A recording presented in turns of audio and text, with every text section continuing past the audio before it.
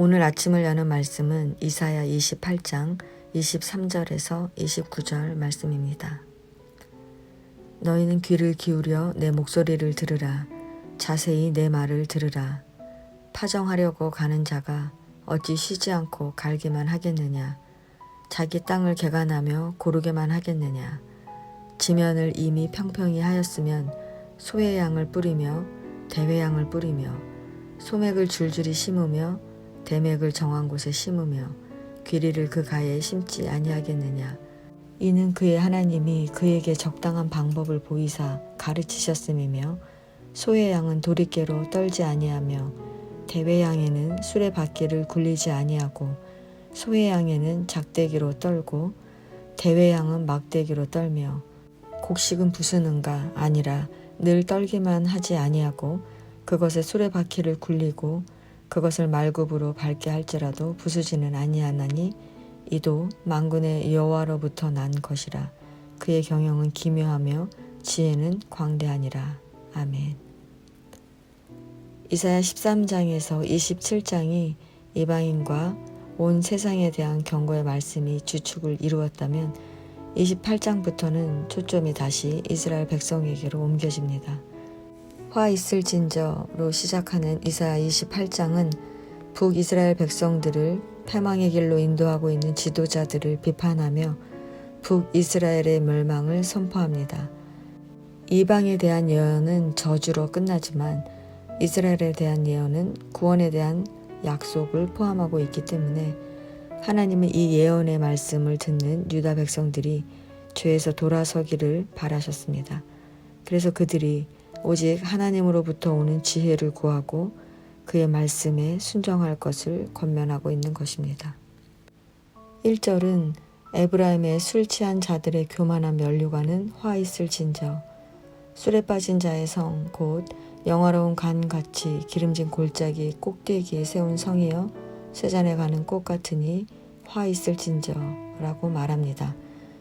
여기서 에브라임은 북이스라엘 전체를 상징하는 것으로 하나님은 방탕해진 언약 백성을 이방의 손에 붙이셔서 그들의 영화를 쇠약해지게 할 것이라고 말합니다.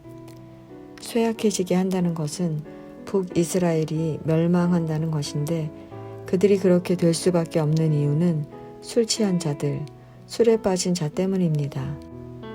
술 취한 자들은 사회적으로 높은 위치에서 권력을 탐하며 권세를 누리던 자들입니다. 그들이 올바른 분별력을 가지고 다른 사람들을 올바른 길로 이끌어야 하는데 도리어 타락했기 때문에 북이스라엘은 멸망할 수밖에 없는 것입니다. 이렇게 하나님이 선지자 이사야를 통해 북이스라엘의 실상을 유다에게 알리신 것은 유다가 깨닫고 하나님 앞에 바로 서기를 바라셨기 때문입니다. 하지만 유다의 지도자들 역시 부패한 북이스라엘의 지도자들과 별반 다르지 않았기 때문에 지혜와 힘의 근원이 되시는 하나님의 영을 따르기보다 육체의 소욕을 따라 방탕한 길로 가려고 했습니다. 타락한 지도자들은 자신들의 잘못을 인정하기는커녕 심판을 예고하는 선지자 이사야에게 적개심을 가졌습니다.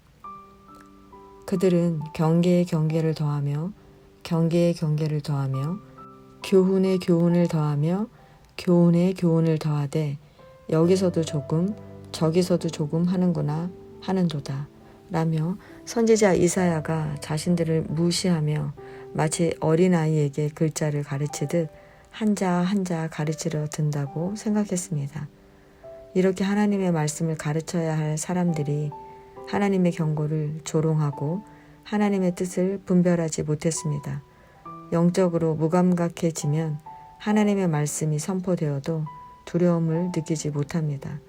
그래서 하나님은 더듬는 입술, 다른 방언으로 말씀하신다는 것입니다. 곧 이방 민족을 통해 하나님의 뜻을 알리시겠다는 의미입니다. 그러나 이스라엘 백성들은 하나님께로 돌아오지 않고 이방 세력을 의지하고 그들과 언약을 맺으며 그들의 도움을 구했습니다. 그래서 하나님은 그들뿐 아니라 그들이 의지하는 이방 나라까지도 심판하실 것을 선언하신 것입니다. 이렇게 이스라엘 백성들은 견고한 기초돌 대신 하나님을 배제하고 자기 나름대로 집을 지어보고자 하였습니다. 그들이 의지했던 우상이나 이방 나라들은 결코 그들을 구원해 줄 수 없는 것이었는데 말입니다. 그들은 지난 과거 역사를 통해 증명되었던 것처럼 오직 여호와 하나님만이 비바람과 폭풍 속에서 그들을 견고하게 지탱해 주셨는데 그 하나님을 믿지 않았던 것입니다. 성도 여러분, 우리는 오직 하나님만을 의지하며 살아야 합니다. 이사야는 농부의 예를 들어 우리가 왜 하나님만을 의지하며 살아야 하는지를 설명합니다. 농부는 씨를 뿌리기 전에 먼저 밭을 고르고 비료도 주고 땅을 개간합니다.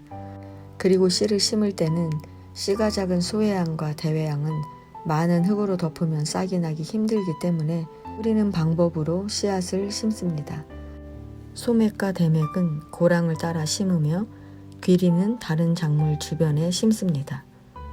그리고 곡식을 타작할 때가 되면 껍질이 약한 소외양이나 대외양은 막대기로 두드리고 다른 곡식들은 수레바퀴를 굴리거나 말굽으로 밟아 타작합니다.